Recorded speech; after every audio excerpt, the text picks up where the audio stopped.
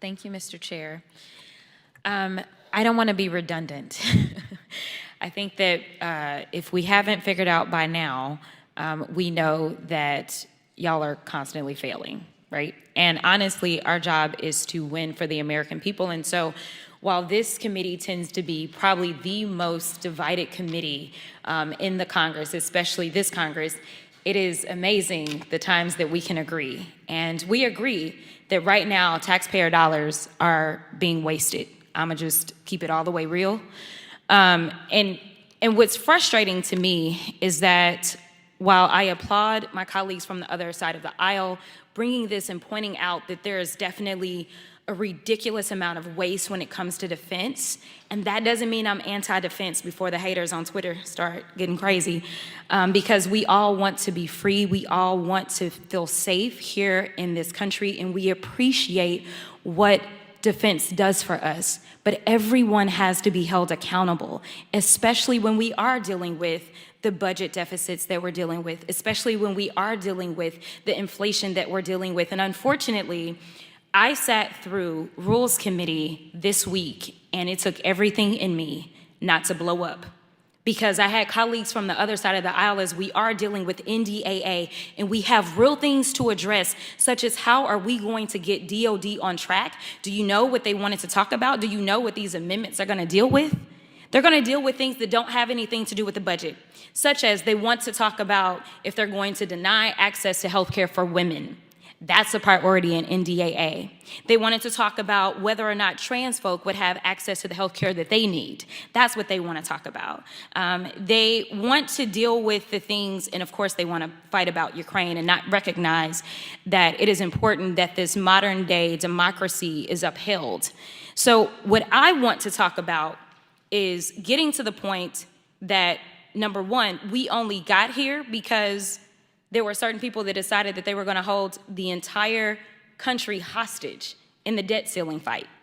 And so as part of the agreement was that all of those people that need Social Security, Medicaid, Medicare, all of those programs that people are relying upon, SNAP benefits, as we're dealing with record inflation, they got less money and defense got more. That is exactly what happened. Somebody got more, somebody got less, because we cared more about let's try to balance the budget on the backs of people that are only getting $6 a day for things like SNAP benefits, instead of focusing on the waste that's going on here. And so the only question that I have for you is, what do you need from us? What is needed so that we can actually stop being performative? Because what I don't want us to do is try to pretend as if we really care about this waste that's going on by having this hearing on the same day that, as it's already been said by my colleague, Mr. Biggs, this is gonna get voted out. And y'all are gonna get more money. That's gonna happen.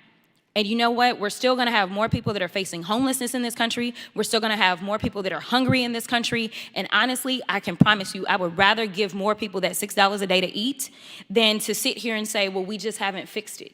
If we know that the problem is that we have not modernized, what is the problem with modernizing? Why can't we? Because it's not for a lack of resources. Is there anyone that can tell me why we cannot modernize, especially since we have the best military in this country, but we can't figure out how to count our money and count our guns? We can't figure that out? Somebody help me, anybody.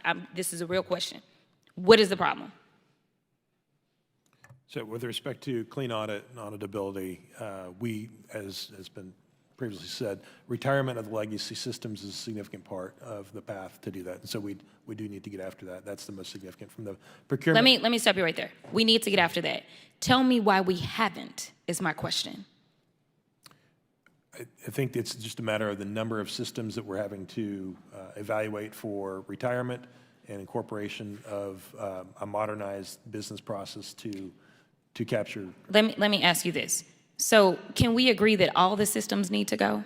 I mean, how modern are any of these systems? Can we not just agree that we need to scrap it and we need to get up to date? This is the same body where we're dealing with AI conversations. Like we haven't even been brought up to today, let alone the future. Can we not just agree that we need to scrap and we need to move on instead of like pontificating? Because I feel like that's what's happening, and it's happening on the American people's dime.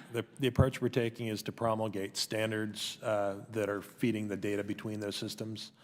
So regardless, I don't think it's realistic that we're going to be able to clean slate them all. And so the systems that we have, forcing procurement standards and other standards so that the systems can talk to one another.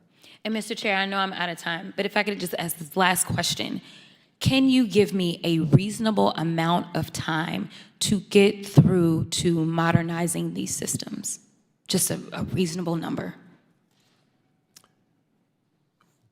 There's systems within my responsibility. I could speak to those, but I'm not familiar. And okay, so speak to I would those. say within a 5-year period. Thank you so much.